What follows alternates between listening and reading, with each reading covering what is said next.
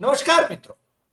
आज सीधू ने सच में हमारे साथ चंडीगढ़ से वरिष्ठ संपादक अजय शुक्ल जी जुड़े हैं और अजय जी दो बातें करेंगे। एक तो छात्रों की गूंज इलाहाबाद में यानी प्रयागराज में राहुल गांधी का कार्यक्रम विफल बनाने की भारतीय जनता पार्टी के दबाव में जो कोशिश हो रही है उसके बारे में उन्होंने वो पुराने कांग्रेसियों जो कांग्रेस की मलाई चाटते रहे वो अब कैसे बिहेव कर रहे हैं उसकी बात करेंगे। और दूसरी बात, ये भाजपा की मातृ संस्था आरएसएस उसके सरसंघ चालक वो मुंबई में नीता मुकेश अंबानी कल्चरल सेंटर में जैन जी और जैन अल्फा से बात करते हैं और मोदी शाह ने तो जंतर मंतर पर जो छात्र इकट्ठे हुए उनसे कोई संवाद नहीं किया, मगर अब इनको शायद अकल आई तो डॉक्टर भागवत कह रहे हैं कि उनसे संवाद करना चाहिए। और जैन जी और जैन अल्फा ये हमसे भी ज्यादा देशभक्त हैं।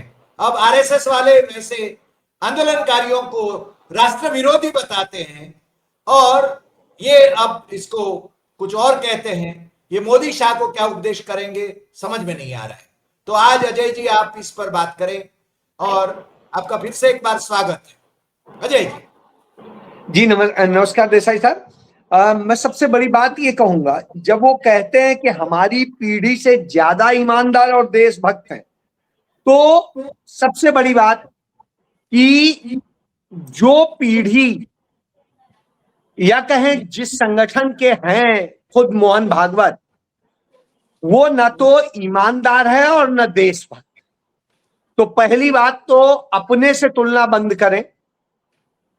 वो अपने अलावा अतिरिक्त लोगों की पीढ़ी की बात करें। निश्चित रूप से हमारा जेनजी हो या अल्फा हो, दोनों काबिल हैं, समझदार हैं, सवाल करते हैं। ये बात बिल्कुल सही वो कह रहे हैं। और सवाल क्यों कर रहे हैं? क्योंकि आप उसका जवाब सही से दे नहीं रहे हो, सुनते नहीं है। और जब आप सुन नहीं रहे हो, जवाब दे नहीं रहे हो, उनके सवालों से आपको नफरत है। उनके सवाल आप ही के संगठन आरएसएस बीजेपी के लोगों ने ही उन्हें उन सवालों को देशद्रोही और न जाने क्या क्या कहा। तो साहब, जो भ्रष्ट लोग हैं, जो बेईमान हैं, जो देशभक्त नहीं है, गद्दार हैं देश के साथ, वो आज कह रहे हैं साहब आप सुनते समझते और उनके लिए करते तो शायद स्थितियां दूसरी होती। तो मुझे लगता है कि इस पीढ़ी की सारी समस्याओं की जड़ ही भागवत और उनका संगठन है, उनके लोग हैं और उन्हीं के लोगों की वह पीढ़ी है, शेष भारत की नहीं है। तो यह अपने आप में सबूत है। और इस भ्रष्टाचार और उसका सबूत है कि मोहन भागवत जेनजी से बात नहीं कर रहे हैं, वो अल्फा से बात नहीं कर रहे हैं। वो कॉरपोरेट के एक सभागार में, जो देश के सबसे बड़े रईस का सभागार, उसमें उन लोगों द्वारा संचालित संस्था में भाग ले रहे हैं जो इस देश के सारे कॉरपोरेट हैंडल करते हैं, या चंद वह नेता करते हैं जो आरएसएस के कहीं ना कहीं करीबी हैं। तो यह अपने आप में बताता है कि आप इस देश के बच्चों को एड्रेस नहीं कर रहे, क्योंकि यदि उनको कर रहे होते तो आप झारखंड में उन आदिवासी बच्चों से मिल रहे होते। आप यदि उनको एड्रेस कर रहे होते तो आप दिल्ली में मिल रहे होते, आप मिल रहे होते जाकर के लखनऊ में, प्रयागराज में यानी इलाहाबाद में, और आप मिल रहे होते देश के उन सारी जगहों पर जहां पेपर लीक हुआ, पटना में। तो आप तो जहां मिल रहे हो वह जगह ही अपने आप में दिखाती है कि जिन बच्चों से आप मुखातिब हो वो बच्चे जानते ही नहीं है कि असल में दर्द क्या होता है बेईमानी का। क्योंकि वो कारपोरेट के स्कूल में पढ़ने वाले बच्चे हैं, कारपोरेट के कॉलेज में पढ़ने वाले बच्चे हैं, उनके माता पिता के पास इतना धन है कि वो किसी भी तरीके से पढ़ा सकते हैं। तो यह अपने आप में इस बात के लिए सबूत है कि मोहन भागवत सच में उसको एड्रेस ही नहीं कर रहे, वो तो एड्रेस कर रहे हैं एक वर्ग के बच्चों को लेके, उन्हें जंजी कह दीजिए, उन्हें कुछ भी कह दीजिए। तो जरूरत है असली लोगों को एड्रेस करने की, असली लोगों से मिलने की, असली लोगों से उनके दर्द को समझने की। मेरा सिर्फ इतना अभिप्राय, इसलिए मोहन भागवत की बात तो ये।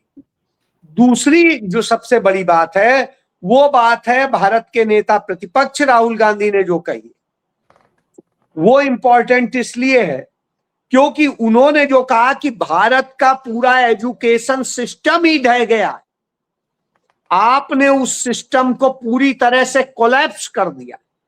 भारत का जो एजुकेशन सिस्टम के अतिरिक्त परीक्षा का सिस्टम है वो कोलैप्स कर दिया है। और यह सब करने का किसने किया है? आरएसएस बीजेपी ने किया है। यानी जो चोर है वही शोर मचा रहा है।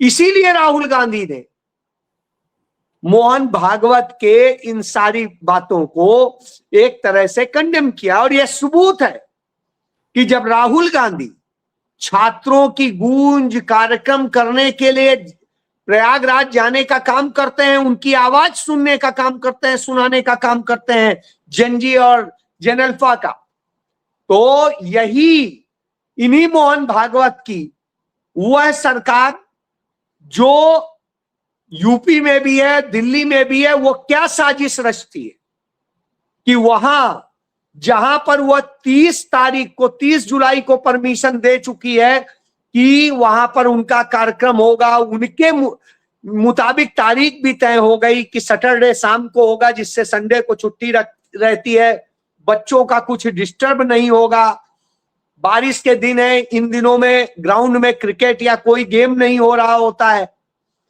क्योंकि ओपन ग्राउंड है। तो ऐसी स्थिति में अब आप सोचिए, ऐसी स्थिति में वह निरस्त कर देते हैं, और जो निरस्त करते हैं उसका बहाना दिया जाता है कि बच्चों की शिक्षा प्रभावित होगी। अरे भाई, शिक्षा तो आपने प्रभावित की है।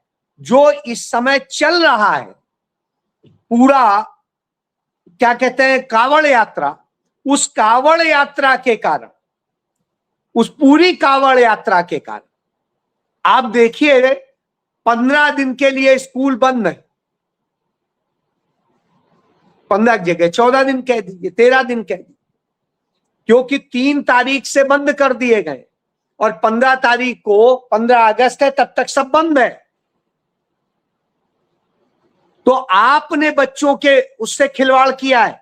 आपके लिए अपने धार्मिक प्रपंच, जो असल में कहीं धर्म में डिफाइन नहीं है, कांवड़ यात्रा कहीं डिफाइन नहीं, तो आप जब यह करते हो तो निश्चित रूप से सवाल खड़ा होता है। आप उस कल्चर को खराब कर रहे हो, धर्म को भी खराब कर रहे हो, वो भी देख लीजिए। ये धर्म आप करा रहे हो, ये कांवड़ यात्रा में हो रहा है, मुजरा कराया जा रहा है साहब। ये देखिए, ये कांवड़ यात्री ये करने के लिए भगवा पहन के नाच के, ये आप देखिए। तो यह जब सत्य हो तो हमें चर्चा इस पे करनी चाहिए कि आपने धर्म को भी अपभ्रंश किया है, अपभ्रष्ट किया है, और आप ही अपभ्रष्ट कर रहे हो पूरे सिस्टम को, परीक्षा को, सारी चीज को। तो आपने किसको छोड़ा है? और फिर इसी तरीके से राहुल गांधी का उस कायस्थ पाठशाला में जो कार्यक्रम होता है वह निरस्त करवा देते हैं। अब जब आप वह निरस्त करवाते हो तो यह अपने आप में सबूत है। क्यों करवा रहे हो भाई? आपको क्या लग रहा है?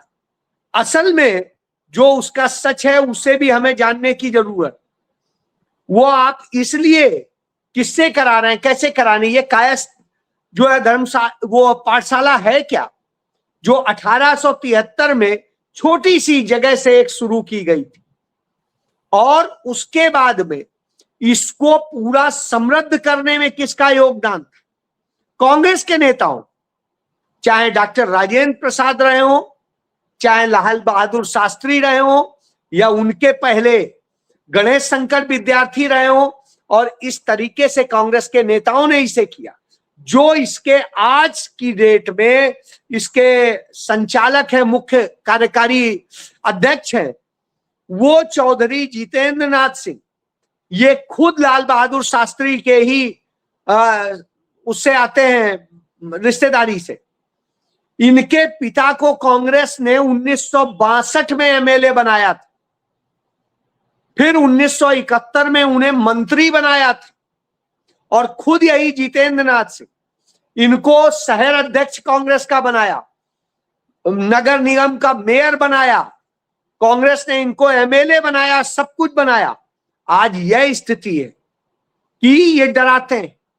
इन्हीं के एक भाई वो जो है जाके योगी सरकार में कोविड के दिनों में स्वास्थ्य मंत्री थे, सिद्धार्थ नाथ सिंह, और उसके बाद में अब सिंपल विधायक है, कोई पूछ भी नहीं रहा है क्योंकि इस्तेमाल हो गया बस लाल बहादुर शास्त्री के नाम का जी।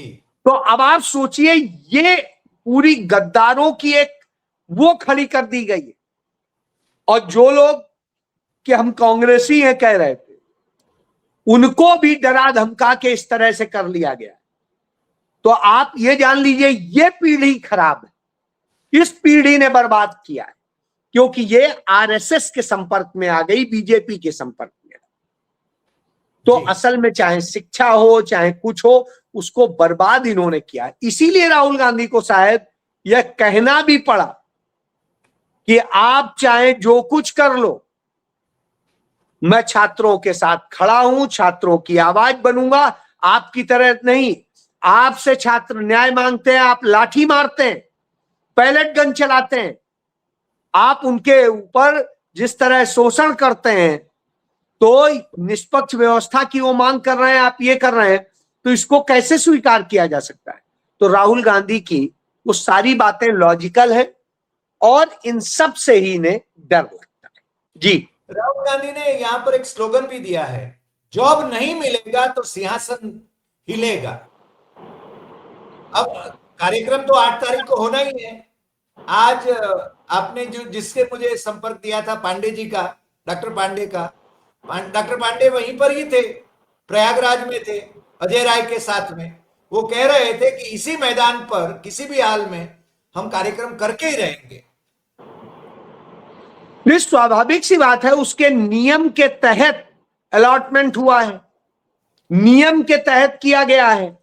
आप ऐसे कैसे रद्द कर सकते हैं भाई? आप क्या फालतू की बात कर रहे हैं? और उसी लेटर में देखिए, जो लेटर है जो उन्होंने कैंसिलेशन का लिखा है, उसी में आप देखिए नीचे क्या लिखा है, सबसे आखिरी चौथा पॉइंट, लेखाकार कायस्थ पाठशाला प्रयागराज को निर्देशित किया जाता है कि उपरोक्त संबंध में सफाई एवं ग्राउंड की लेवलिंग के लिए जो धनराशि जमा की गई है उसे अतिशीघ्र चेक के माध्यम से वापस कर दे। चौथा पॉइंट है। अरे इसका मतलब है वहां कहीं बराबरी वो है नहीं, उसके लिए भी अलग से पैसा दिया है कांग्रेस जी। तो एक तो अलॉटमेंट का दिया है, दूसरा ये दिया, यानी कांग्रेस तो ऑलरेडी आपका अच्छा करने के लिए कर रही, और आप वह काम कर रहे हैं। तो ये कोई वो नहीं है, खैरात नहीं है। स्वाभाविक सी बात है, इस पर तो अदालत का भी दरवाजा खटखटाया जाएगा और कहा जाएगा कि किस तरह से और कैसे। अदालत ने जो आदेश दिया है, पठन पाठन न खराब हो, तो सैटरडे और संडे शाम को 5 बजे सैटरडे को है कार्यक्रम, और आपका स्कूल 2 बजे बंद हो जाता है। ये 5 बजे का कार्यक्रम है, और इस समय वैसे भी आपके यहाँ कांवड़ और दूसरे कारणों से बंद चल रहा है।